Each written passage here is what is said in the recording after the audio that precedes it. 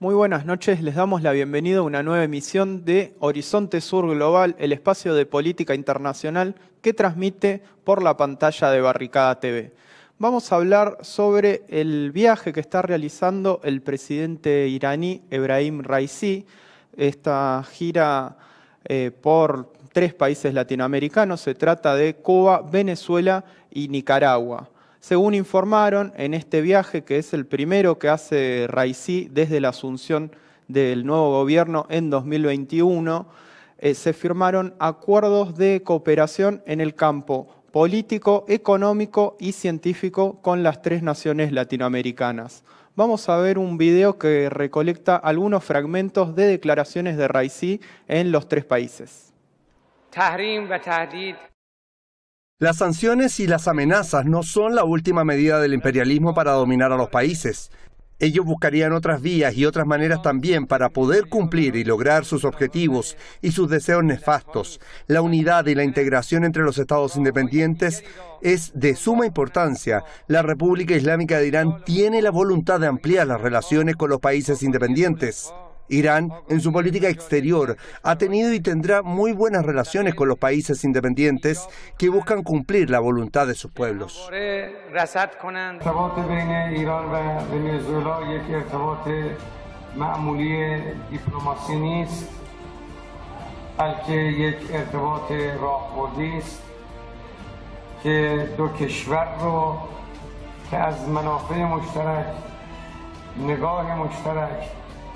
دشمن مشترک برخوردارند همکاری یکدیگر رو یک همکاری کاملا عمیق و راهبردی کرده. Entre los ámbitos en que podemos trabajar juntos, podemos mencionar las hidroeléctricas y las centrales térmicas. La minería, por ejemplo, es uno de los campos que puede ser materia de cooperación entre Cuba e Irán. Como veíamos en las declaraciones de Raisi, más allá de los acuerdos comerciales, se busca establecer una alianza estratégica en oposición al sistema hegemónico y al unilateralismo de los Estados Unidos. Para contarnos un poco más sobre este tema, está en comunicación Alberto García Watson. Él es periodista especializado en Medio Oriente. Alberto, como siempre, te agradecemos por la comunicación. Te quiero pedir en principio que nos cuentes en concreto de qué se tratan los acuerdos comerciales firmados con estos 3 países y por qué es importante la visita del presidente iraní a Latinoamérica. Bueno, esta visita marca un hito en las relaciones internacionales que la República Islámica de Irán ha tenido en los últimos años, especialmente como consecuencia de la ruptura unilateral por parte de Estados Unidos, más concretamente del presidente Donald Trump, del acuerdo nuclear que se alcanzó en 2015 y que fue roto, como digo, unilateralmente por el presidente Donald Trump en el año 2018. Esto fue seguido de una serie de actuaciones en materia de sanciones, una política brutal de sanciones contra Irán, que hasta la fecha de la ruptura del acuerdo por parte de Estados Unidos, como digo, la República Islámica de Irán había cumplido a rajatabla todos los condicionamientos que venían recogidos en el acuerdo, había abierto completamente todas sus centrales nucleares para la inspección de dichos centros y había participado y cooperado con la Agencia Internacional Atómica para que no hubiera suspicacias por parte de los signatarios de este acuerdo de que se estaba cumpliendo por parte de Irán, como digo, cada punto y cada coma del acuerdo. Poniendo en perspectiva el hecho de que Israel está relativamente cerca de Irán y se siente amenazado por Irán.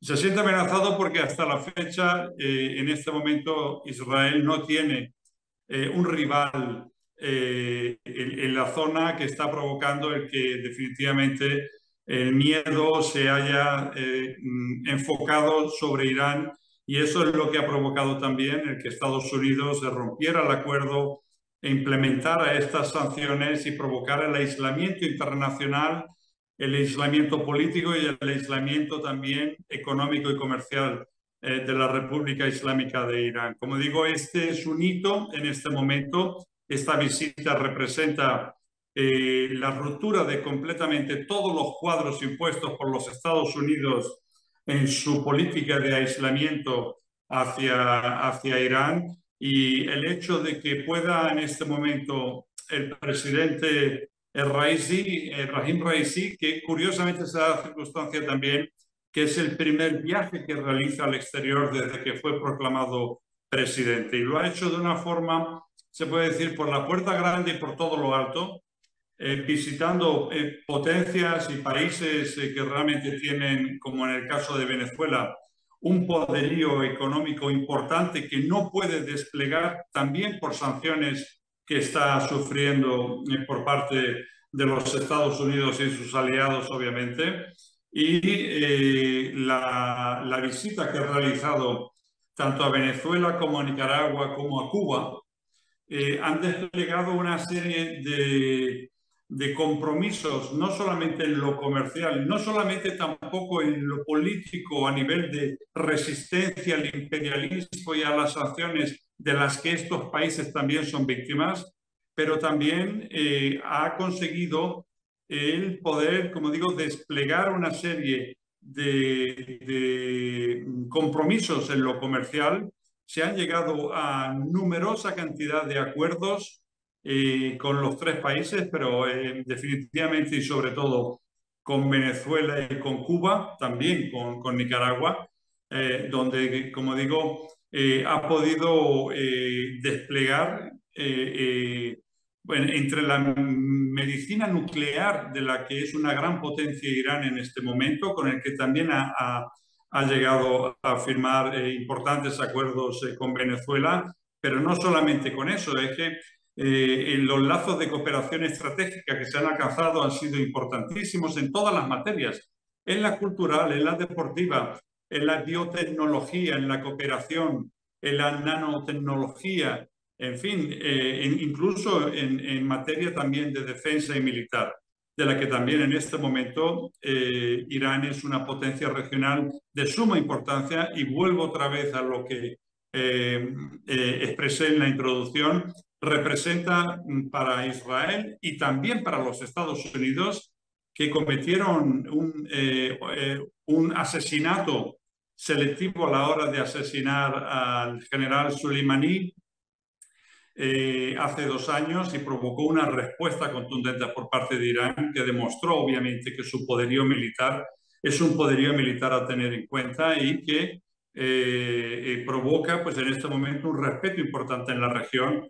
Y definitivamente a nivel internacional estamos viendo cómo el hecho de que haya suscrito también o haya reabierto las relaciones diplomáticas con una importante cantidad de países que eran hostiles en la región, está haciendo del presidente Raisi de la República Islámica de Irán un actor muy importante en la geopolítica, no solamente a nivel de Oriente Medio, pero como está demostrando en este momento, incluso también en Latinoamérica, donde, como he dicho, ha realizado una serie importante de acuerdos que ha alcanzado, y que está dejando en muy mal papel a las autoridades norteamericanas, que ya han hecho una serie, en fin, de aseveraciones amenazantes a los países de Latinoamérica que se atrevan a ver a Irán como un referente, después de que no han podido parar también la ola de los contactos y el acercamiento que también Latinoamérica está en este momento implementando con China y con Rusia.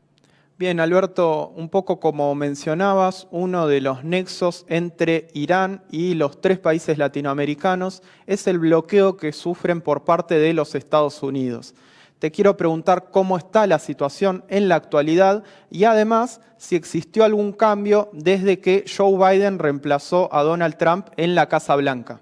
Pues ciertamente se esperaba que hubiera un cambio importante, un giro de 360 grados en la política exterior norteamericana a la subida al poder del presidente Joe Biden. Incluso En su momento hubo una misiva, una carta firmada por más de 100 congresistas demócratas cuando ganó las elecciones Joe Biden, que le pedían o incluso le llegaban a exigir que por favor retornara al acuerdo nuclear con Irán, restableciera los nexos que se habían perdido definitivamente en Oriente Medio, y entre ellos estamos viendo a Arabia Saudí, que en este momento se puede convertir, no todavía, pero sí se puede convertir en un aliado importante de Irán en la región. Y como digo, estos países que están sufriendo sanciones tan brutales que incluso han sido condenadas por resoluciones de Naciones Unidas como criminales y atentando al derecho internacional, ciertamente está visionando el que muchos países estén cambiando su política, están viendo que la cooperación que es ofrecida por parte de otras potencias, como en este caso Irán, pero circunscribo lo que he comentado antes, Rusia y China, es más apetecible, obviamente, para estos países porque se convierten no solamente en aliados estratégicos, pero se convierten también en partners, como dicen los norteamericanos, de estos países, y no en vasallos como lo han estado siendo hasta recientes fechas de los Estados Unidos. Están incluso saliendo del dólar, que la circulación del dólar ha hecho muchísimo daño a muchísimos países en Latinoamérica y todo alrededor del mundo, pero el hecho de que haya países que están en este momento trabajando y comerciando con su propia moneda o están comerciando con el yuan, hemos visto como Egipto recientemente también ha alcanzado acuerdos con China y se está pagando en la moneda china, ya se está dejando de lado el dólar, lo que ha provocado también una protesta por parte de las autoridades norteamericanas, que obviamente, siendo uno de los países más endeudados del mundo, lo único a lo que recurren es a imprimir más moneda sin tener el backing que precisa, obviamente, la Reserva Federal. Estos países en este momento están viendo un referente económico en la posibilidad de no tener que pagar deuda en dólares, que en no tener que depender de la miseria al que le pueda ofrecer el Fondo Monetario Internacional, como curiosamente se da la circunstancia que Argentina ha sido víctima en más de una ocasión. Y estamos viendo que definitivamente países que están sufriendo un bloqueo, como digo, brutal y criminal, en el caso de Cuba, durante más de 6 décadas, están viendo un poco de aire fresco, abriéndose ventanas de progreso y de cooperación con países que tienen más interés en cooperar que en saquear los recursos. Y cuando me refiero a saquear los recursos, me refiero, por ejemplo, lo que Linda Harrison, que es la jefa del Comando Sur norteamericano, llegó a decir en un encuentro de la OTAN reciente, en el que llegó a describir la situación como crítica porque aplicando nuevamente la doctrina Monroe que los Estados Unidos han hecho durante décadas, si no siglos, el saqueo por parte de su patio trasero, el litio que corresponde a este triángulo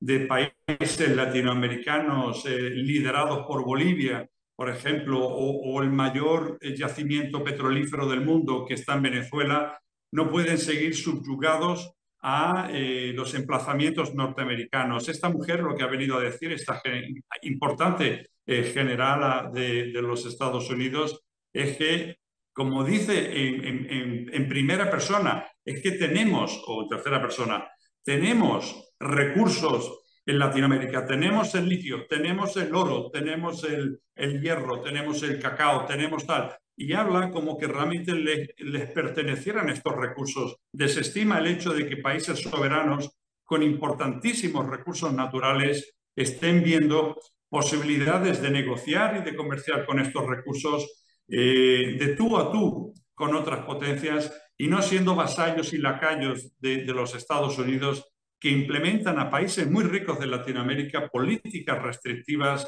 políticas donde el FMI realmente saquea, como digo, los recursos, imponiendo unas condiciones que son impagables y que provocan, obviamente, que estos países tengan que quedarse sometidos a políticas intervencionistas norteamericanas. Quiero retomar dos puntos de tus respuestas. Por un lado, el bloqueo que sufre Irán, así como el resto de los países mencionados, por parte de Estados Unidos. A su vez, quiero mencionar también, un poco lo decías vos, la emergencia de nuevas potencias en un mundo que tiende hacia la multipolaridad. En ese sentido, te quiero consultar como un análisis para finalizar. ¿Qué tipo de política exterior está encarando el gobierno de Raisi en Irán?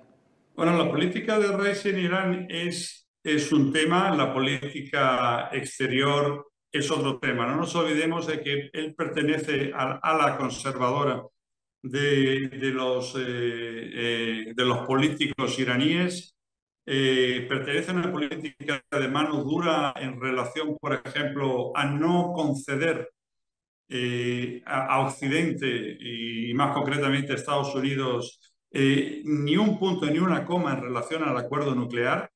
El anterior presidente vimos que hizo mucho empeño y muchos intentos, incluso desestimando los mismos puntos del acuerdo de 2015.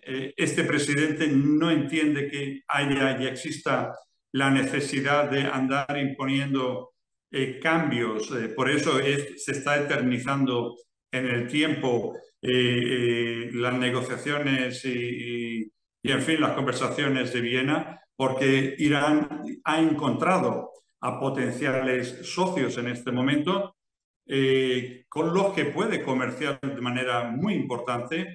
La política al interior de Irán es una política que difiere mucho de la política del anterior presidente y obviamente pues hemos visto en los últimos meses que han sido respondidos con bastante mano dura, pero son protestas que venían siendo dirigidas desde el exterior, especialmente desde Occidente, desde Gran Bretaña, Francia y los Estados Unidos, y que tenían hasta ese momento incluso a Arabia Saudí y a Israel participando de crear una inestabilidad que pudiera incluso llevar, si no a un golpe de Estado, al resurgimiento de fuerzas perdón, populares o militares que encabezaran tal vez un movimiento revolucionario o contrarrevolucionario. En este caso,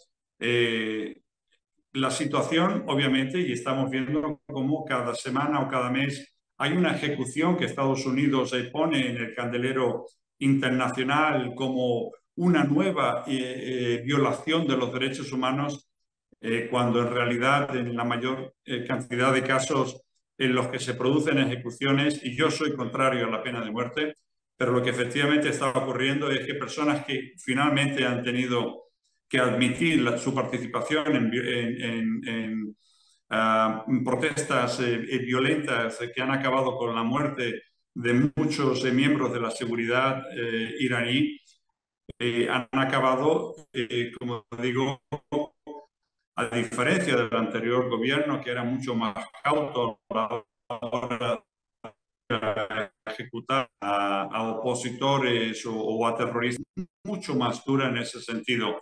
No obstante, en este momento la paz social en Irán es evidente.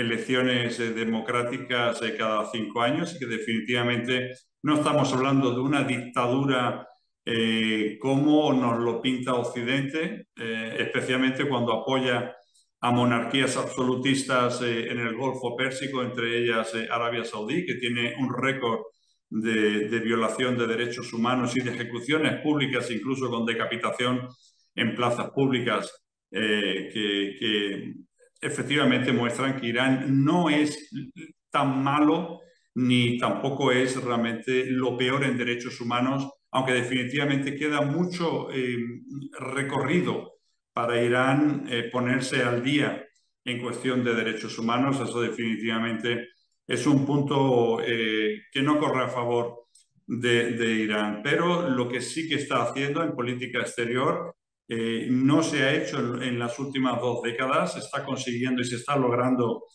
la candidatura de Irán también a los BRICS, que ciertamente está atrayendo la atención de muchísimos países que están viendo una forma de comercio y una forma de movimiento financiero muy diferente al que impone Occidente y que definitivamente, como digo, ha atraído a muchísimos países. También lo ha solicitado Venezuela recientemente, convertirse en miembro, como ya lo están siendo potencias emergentes y otras potencias que también han presentado su candidatura, y me refiero obviamente a Brasil, a la India y a otros muchos países que definitivamente están mostrando. Todos ellos tienen un Producto Interior Bruto incluso muy por encima del G7 occidental. Por lo tanto, aquí tenemos también otra visión diferente de la multipolaridad que en este momento están liderando naciones como Rusia, como China y también podríamos decir como Irán, que ha dado un paso gigantesco adelante y que definitivamente con esos recursos naturales, que también es un productor de litio, de que se han encontrado grandes yacimientos de litio en Venezuela, es una potencia gasística y es una potencia petrolera, es una potencia militar, y en el campo de la investigación se ha convertido, a pesar de las sanciones tan brutales que sufre, en uno de los grandes iconos a nivel mundial, incluso creando vacunas contra el COVID-19 en momentos en los que se les prohibía recibir incluso ingredientes para poder realizar medicinas. Alberto, ha sido muy claro, te agradecemos por esta comunicación con Horizonte Sur Global. Desde acá vamos a ir a un corte y seguimos con el programa.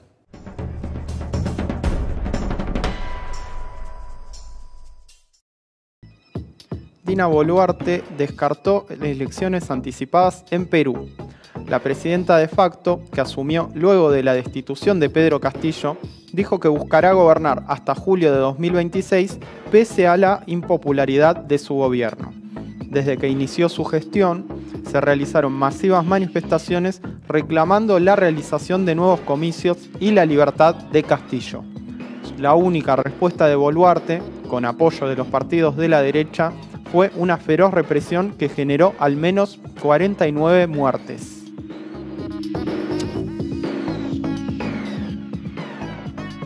...79 migrantes muertos al intentar cruzar el Mediterráneo. El hecho sucedió el miércoles pasado en las costas de Grecia. Se estima que había entre 500 y 750 migrantes que viajaban desde Libia hacia Italia. Aún se encuentran desaparecidas cientos de personas. Esta tragedia se enmarca en la crisis migratoria que vive el continente, vinculado a las leyes expulsivas que tienen sus estados. Desde 2014, más de 21.000 migrantes murieron o desaparecieron en esa región del Mediterráneo.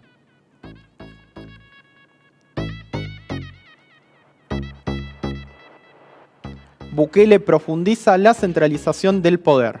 El Parlamento de El Salvador, controlado por el presidente, dio luz verde a la modificación territorial. La semana pasada, la Asamblea había aprobado la reducción de bancas de su cuerpo legislativo. Ambos recortes habían sido anunciados por Bukele con la excusa de reducir la burocracia. Desde la oposición, señalan que se trata de otro movimiento para intensificar el régimen antidemocrático en contexto de la campaña para la cuestionada reelección del presidente en 2024.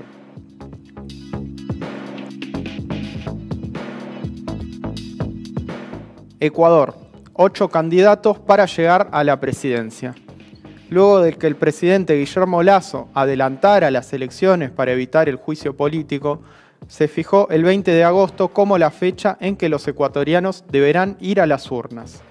El correísmo presentó la candidatura de la ex asambleísta Luisa González, que estará acompañada por el economista Andrés Arauz. En tanto que vuelve a presentarse Yacu Pérez, quien obtuvo el tercer puesto en las elecciones de 2021 con el 19,5% de los votos. También participará el ex vicepresidente durante el mandato de Lenín Moreno, Otto Sonnenholzner, por la alianza Actuemos.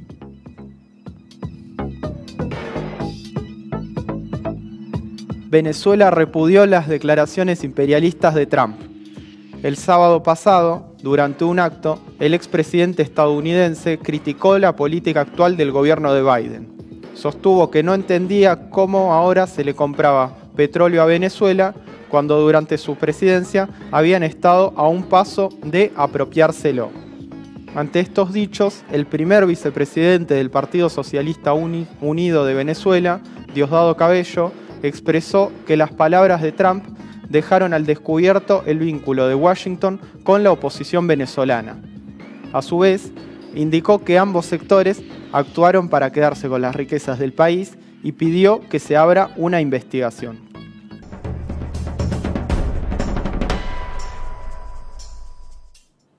Bueno, recién hablábamos de la visita de Raisi a 3 países de Latinoamérica. Hay otro viaje desde otro continente hacia nuestra región. Sobre esto nos va a contar nuestro compañero Juan Manuel Bocacci en la columna. Hola Juan, ¿cómo estás? ¿Cómo te va? Como decías muy bien, también estuvo en nuestro continente durante esta semana la presidenta de la Comisión de la Unión Europea. Estamos hablando de Ursula von der Leyen. Sí, ella llegó a nuestro continente con el fin de avanzar en distintos proyectos económicos, comerciales que tiene la Unión Europea, como decíamos, en nuestro continente. Se reunió, por un lado, con el presidente Luis Ignacio Lula da Silva y con el presidente de Argentina, Alberto Fernández, buscando reflotar lo que fue aquel acuerdo de libre comercio que se firmó en el año 2019, como recordarás, acá durante el mandato de Mauricio Macri. Un acuerdo que finalmente no prosperó, no avanzó, necesita de la rúbrica, de la firma que le tiene que dar cada país, tanto en el Mercosur como en la Unión Europea. Ahí está frenado. Bueno, von der Leyen llega entonces a nuestro continente buscando avanzar por ese lado. A su vez también se reunió con el presidente de Chile, Gabriel Boric, y con el presidente de México, Andrés Manuel López Obrador. Si te parece, Agus, nos metemos ya con lo que tiene que ver con la reunión con Lula da Silva. Lula tuvo una posición muy fuerte de crítica a las condiciones con las que llega la Unión Europea a intentar avanzar en el acuerdo de libre comercio. Él dijo que hay condiciones muy restrictivas que solo protegen a la Unión Europea. Por su lado, von der Leyen marcó que necesitan avanzar en la firma de ese acuerdo y que esperan que llegue a poder darse la misma antes de fin de año, y dijo que están abiertos a ir reviendo estos condicionamientos. Si te parece, Agus, vemos el video de ambos presidentes. Vamos a verlos. Expus a presidente von der Leyen as preocupações do Brasil com um instrumento adicional ao acordo apresentado pela União Europeia em março deste ano, que amplia as obrigações do Brasil e as torna objeto de sanções em caso de descumprimento. A premissa que deve existir entre parceiros estratégicos é a da confiança mútua e não de desconfiança e sanções. Em paralelo, a União Europeia aprovou leis próprias com efeitos extraterritoriais e que modificam o equilíbrio do acordo. Essas iniciativas representam restrições potenciais às exportações agrícolas e industriais do Brasil. We both believe that it is now the time to conclude the EU-Mercosur agreement. We have the ambition, the two of us, to get it done as soon as possible, the latest by the end of the year. So this trade agreement is more than a trade agreement. I see it as a long-term engagement, as a platform for dialogue. And indeed, we have sent a letter with an additional instrument. We're very much looking forward to your answer, because it's our opening to listen to you, to listen what can be improved, to listen where we have to make a step towards each other. Lula hablaba ahí de las distintas trabas proteccionistas que le pusieron los países de la Unión Europea a esta firma del acuerdo. Mencionó básicamente la importancia que tiene para Brasil avanzar en su proceso de industrialización, una política que está buscando llevar adelante Lula, y que esas trabas justamente van a impedir que Brasil pueda exportar esos productos hacia la Unión Europea. También Lula hizo referencia a la protección a los productos locales agrícolas que está poniendo la Unión Europea, que también genera una traba para la llegada de esos productos desde el Mercosur. Y también señaló, ¿no?, que se usa el pretexto ambiental como, justamente como un pretexto para que no se pueda generar este tipo de intercambio comercial. Así que muy interesante me parece la intervención de Lula, nuevamente marcando el punto discordante para poder avanzar en ese sentido. Y ya con von der Leyen llegando a Buenos Aires, llegando acá a la Argentina, se reunió con el presidente Alberto Fernández, que tuvo un discurso similar al de Lula, menos enfático en los términos de generar un proteccionismo del Mercosur. Sin embargo, él también habló de que hay asimetrías en este acuerdo que busca impulsar la Unión Europea y que se tiene que llegar a un acuerdo más equilibrado. Veamos a un fragmentito de lo que dijo Fernández en la Casa Rosada. Nosotros queremos definitivamente un acuerdo con la Unión Europea, pero que balancee las economías de cada una de las regiones y que tenga en cuenta esas asimetrías, porque de otro modo podría ocurrir lo que nosotros vislumbramos en un comienzo, que sea un acuerdo que beneficia claramente a la Unión Europea y no beneficia tanto, para no decir perjudica, al Mercosur. El viaje de la presidenta de la Comisión Europea tuvo como escalas finales Chile, ahí se reunió con Gabriel Boric, y también en México, como decíamos, que se reunió con López Obrador. Allí habló de impulsar proyectos de energías renovables. De hecho, Boric mencionó que la Unión Europea va a formar parte del desarrollo del hidrógeno verde y de otras energías renovables. Y en su encuentro con Andrés Manuel López Obrador, allí se está avanzando también en la firma de un tratado de libre comercio. La realidad es otra en México con respecto a esos tratados, ya que México tiene una increíble cantidad de tratados de libre comercio firmados, a diferencia de lo que pasa tal vez en Argentina, en Brasil, en el bloque del Mercosur, donde no es tan común eso. México sí tiene esta gran cantidad de acuerdos.